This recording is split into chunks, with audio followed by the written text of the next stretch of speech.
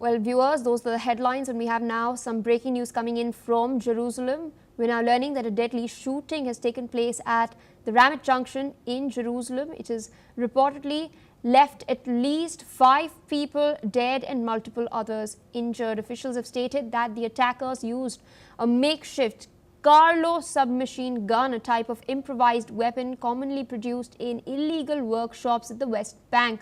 The 2 gunmen were shot and neutralized at the scene. Their exact identities and conditions remain unknown as of now. Meanwhile, local media reports that the gunmen apparently boarded a bus and opened fire on passengers.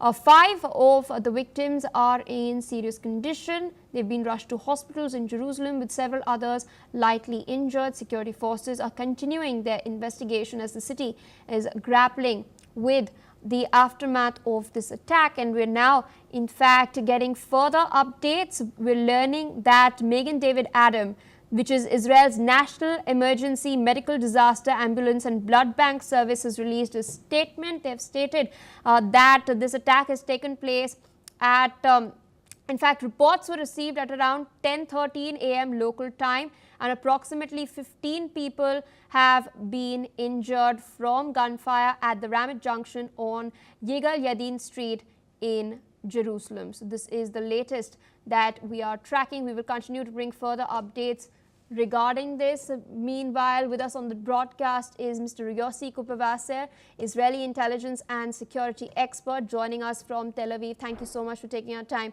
speaking to us on NewsX World. Terrible tragedy has taken place in Jerusalem. Reports are coming in that 5 people have lost their lives and 15 more have been injured. 15 people are currently battling for their lives in hospitals. We do know that there were 2 assailants. As per reports coming in, both have been neutralized. But what's interesting is the type of weapon that they were using. This is a makeshift Carlo submachine gun, a type of improvised weapon commonly produced in illegal workshops in the West Bank. What's going on the ground? How are the people of Jerusalem feeling at the moment? Well, good morning. Well, of course, the people of Jerusalem are extremely horrified with this event and with this terror attack. It's in not exactly the center, but it's not far away from the center of Jerusalem. And the number of casualties is really very big for such attacks. We have 5 people killed and 15 people injured. So this is, of course, devastating, and people are praising the people, the civilians that managed to kill those 2 terrorists early on, before the numbers would have gone much higher. So it's they deserve a lot of appreciation. And the fact is that in Israel, there are many people in the streets that are carrying arms legally. And again, in such a terror attack, it proves to be the best way to handle these situations, because it takes time, even if it's a short time, before the police or the security forces arrive at the scene of the terror attack. So this is what we feel right now. Regarding the Carlo, this is a very common weapon in such terror attacks, and we encounter Carlo very often. It's, as you say, the makeshift weapon produced illegally on the basis of the Carlo Gustav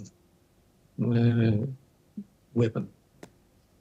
Indeed, sir. And could you tell us what efforts are being undertaken currently by the paramedics on the ground? We've been told that out of the 15 injured, about 5 are in a critical condition. They're still battling for their lives in hospitals.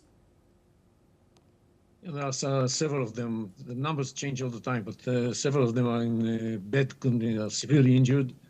I don't think we have anyone left in critical conditions, because the one that has reached the hospital in critical conditions has already passed away. But altogether, there are 5 people that lost their lives.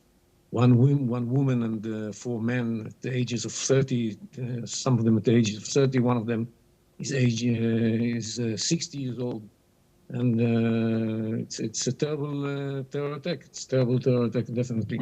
They were coming out of the bus, and the terrorists were waiting for them just outside of the bus, and they were shooting at them while they were leaving the bus. Indeed, sir. Thank you so much for taking our time speaking to us on NewsX World as Jerusalem is currently grappling